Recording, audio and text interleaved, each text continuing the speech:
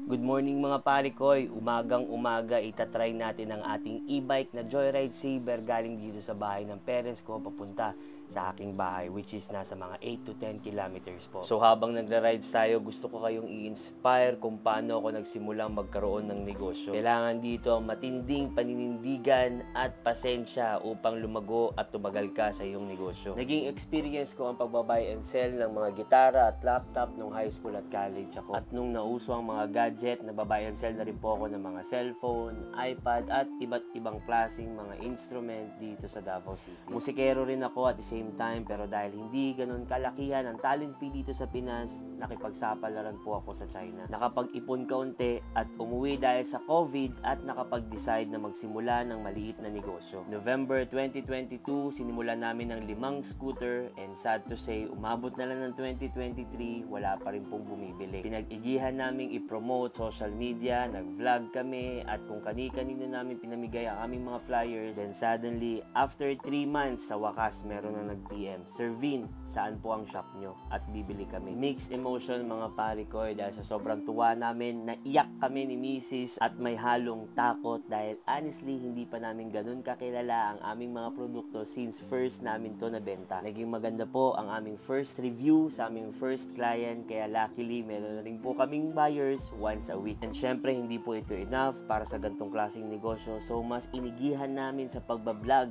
at mas tinindihan namin sa pagpromote ito social media mga parikoy. And ngayon 2025 meron na kaming more than 700 solds all over Philippines and meron na kaming sales 1 to 3 scooters per day. Na-share ko ito mga parikoy hindi po para magyabang kundi para i-inspire po kayo na lahat tayo pwedeng magsimula sa maliit na negosyo at pwede natin itong mapalago gamit lamang ang effort at consistency mga parikoy. Marami pa po ako i-share about my experience kung paano magsimula ng maliit na negosyo, kaya sana po i-follow nyo ako at tabayanan nyo ang mga video ko. Ito nakarating na ako sa aming bahay at masasabi kong napakatipid talaga mag-electric bike o electric scooter. Lalo na sa akin isang negosyante na dapat maging practical dahil bawat piso na natitipid mo araw-araw ay napakalaking ambag nito para sa money rolling mo sa iyong negosyo.